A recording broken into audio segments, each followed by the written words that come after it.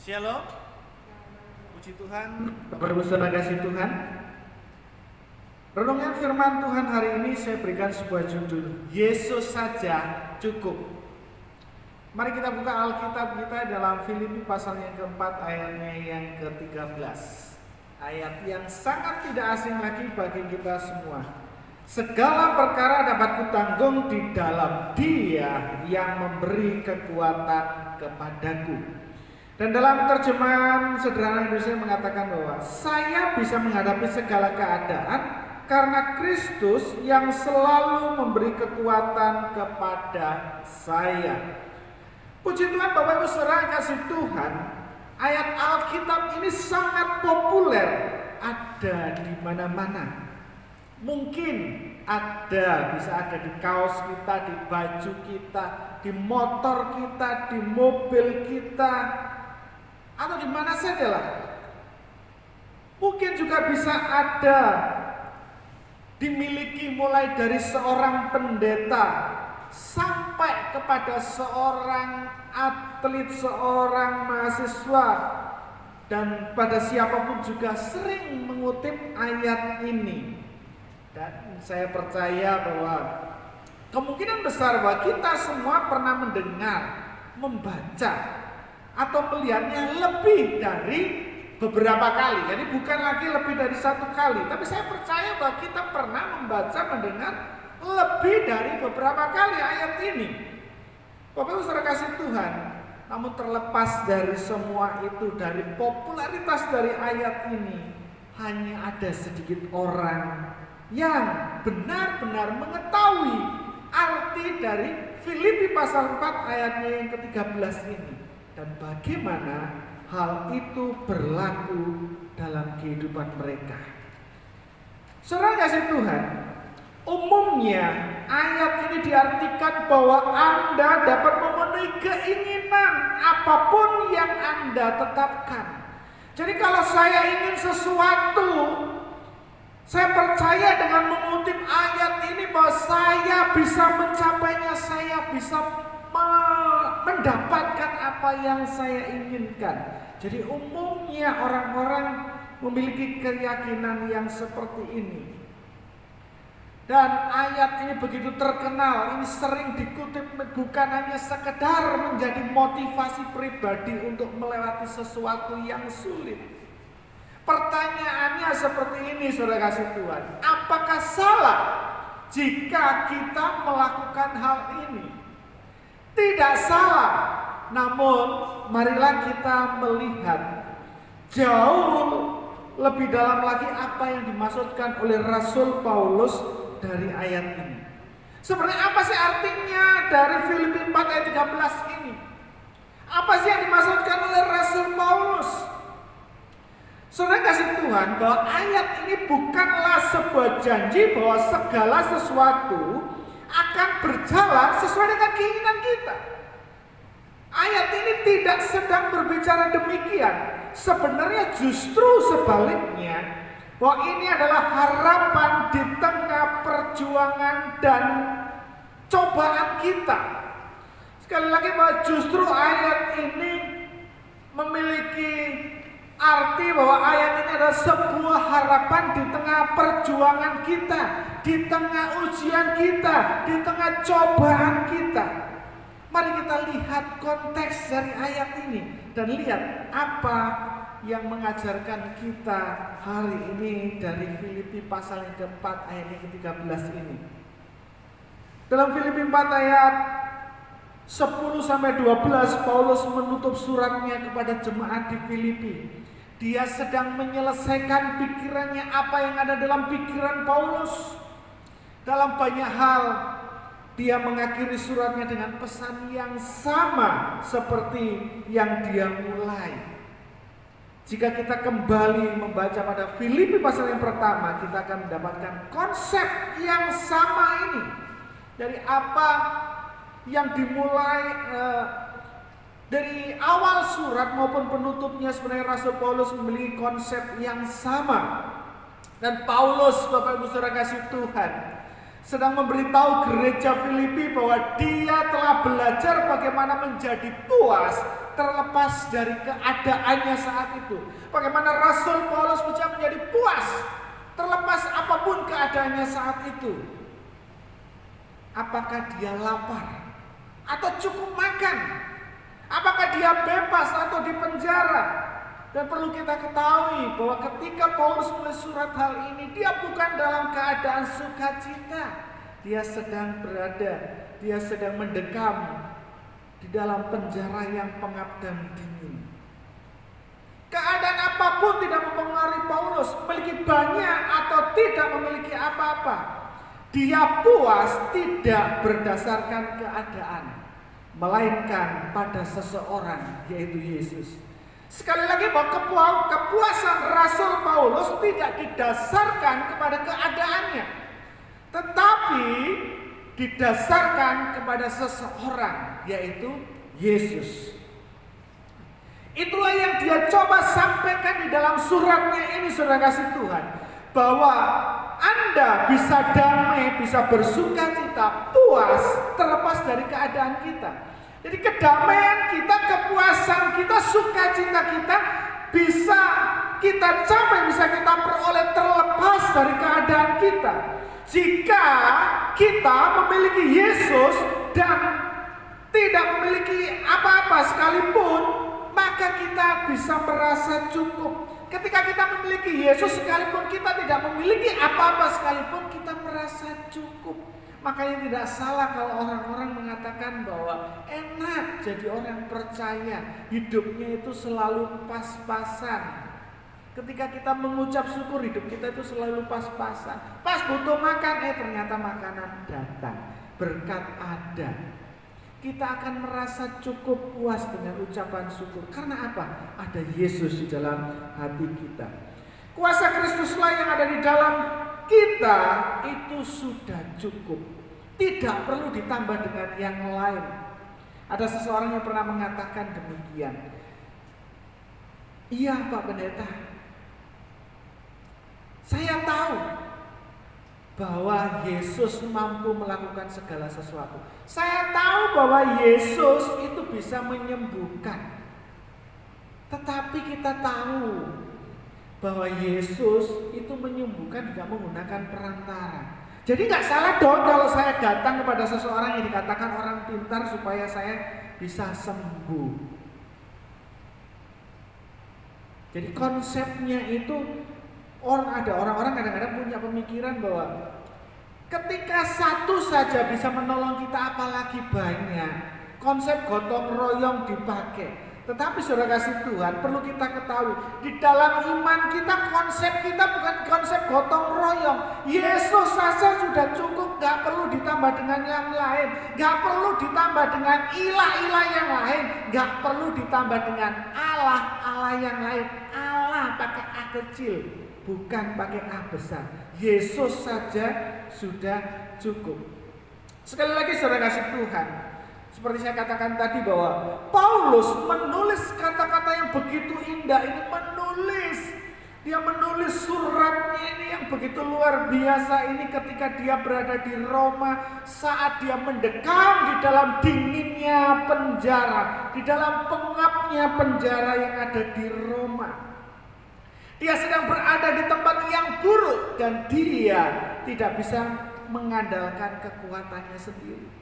Ketika dia berada dalam penjara, kekuatan apa yang bisa diandalkan oleh Rasul Paulus? Gak ada. Dia hanya benar-benar mengandalkan kekuatan Tuhan.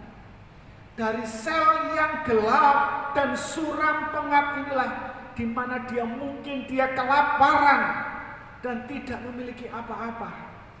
Dia menulis kata-kata ini yang begitu indah, begitu luar biasa. Saya bisa menghadapi segala keadaan karena Kristus yang selalu memberi kekuatan kepada saya. Demikianlah Rasul Paulus menulisnya, Bapak Ibu Saudara kasih Tuhan. Bagaimana dengan kita? Apakah ketika kita keadaan sangat buruk, keadaan kita sangat buruk seperti Rasul Paulus, kita masih bisa mengatakan demikian? Bapak Ibu Saudara kasih Tuhan, bukanlah kata-kata yang digunakan Paulus untuk menghipnotis dirinya sendiri, untuk pertandingan besar. Bukan, tidak demikian. Tapi kata-kata ini mengingatkannya bahwa meskipun keadaannya mungkin suram, Tuhan masih bersamanya. Mungkin keadaan kita hari ini sedang suram, mendung, bahkan hujan yang menjadikan kita tidak bisa melakukan apa-apa. Ketahuilah, ada Tuhan, ada Yesus yang selalu bersama dengan kita, saudara yang dikasih Tuhan. Dan Rasul Paulus dengan kerendahan hatinya mengatakan bahwa damai sejahtera dapat dia peroleh. Rasul Paulus dapat memperoleh damai sejahtera Allah karena dia tahu bahwa damai itu bukan karena keadaan tetapi karena seseorang, yaitu Yesus. Saudara kasih Tuhan, konteks dari perikop ini memberitahu kita hal ini. Rasul Paulus memberikan motivasi untuk menaklukkan. Rasul Paulus tidak memberikan motivasi untuk menaklukkan, melainkan dorongan dalam kekalahan yang hampir pasti. Di dalam kelemahan kita sendirilah kuasa Allah, kuasa Tuhan yang paling kuat itu dinyatakan. Ketika kita lemah, kuasa Tuhan yang paling kuat akan dinyatakan dalam kehidupan kita. Dia mengatakan bahwa Tuhan akan membantunya melalui apapun yang Tuhan berikan kepadanya, sekalipun keadaannya seperti itu, saudara kasih Tuhan. Bukan berarti kita bisa mencapai apa yang kita inginkan. Bukan. Filipi 4 ayat 13 artinya bagi kita saat ini adalah bahwa Paulus menuliskan kata-kata ini dari tempat kemenangan, sekalipun sebenarnya dia sedang berada di dalam penjara. Dia menulisnya di dalam penjara. Dia melihat perspektif duniawi. Dia tidak punya apa-apa. Dia sedang kalah. Dia sedang, ibaratnya dia sedang menjadi seorang pecundang. Kebutuhan dasarnya bahkan tidak terpenuhi. Filipi 4 ayat 13 bukanlah sebuah seruan untuk perang, untuk menaklukkan, untuk mengalahkan di dalam sebuah peperangan. Ini juga bukan sebuah motivasi untuk mencapai kesuksesan secara profesional, secara akademis atau atletik. Mungkin anak-anak yang sedang menghadapi ujian boleh menuliskan ayat ini, tetapi apa yang Rasul Paulus pikirkan, apa yang hikmat Allah berikan pada Rasul Paulus bukan tentang hal yang demikian. Ayat ini tidak ditulis untuk menantang yang kuat untuk menjadi lebih besar. Ayat ini ditulis untuk mendorong yang lemah dan mereka yang menemukan diri mereka dalam keadaan sulit. Ayat ini ditulis oleh Rasul Paulus untuk mendorong mereka yang lemah dan mereka yang menemukan diri mereka dalam keadaan sulit. Keadaan yang sangat sulit sekalipun Rasul Paulus menulisnya di dalam penjara. Bapak Ibu Saudara kasih Tuhan, penafsiran yang paling umum dari ayat ini melewatkan perbedaan penting ini. Tetapi mari kita belajar bersama-sama.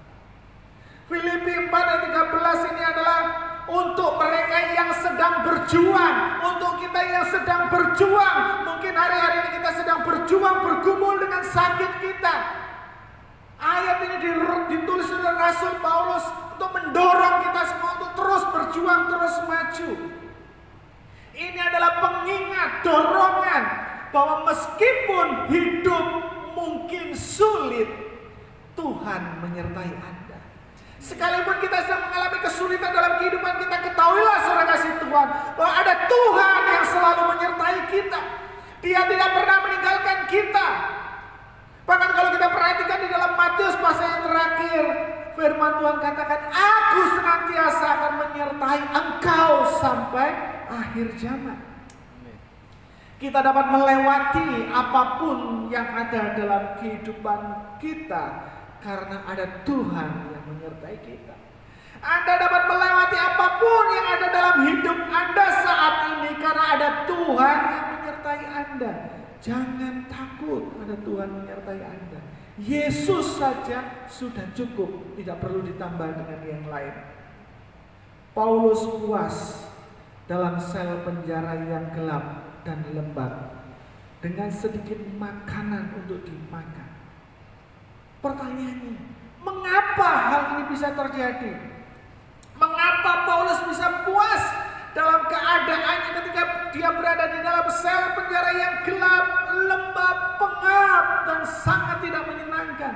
Kenapa Rasul Paulus bisa puas, saudara kasih Tuhan? Karena dia memiliki apa yang paling penting di dalam hidupnya, yaitu Yesus.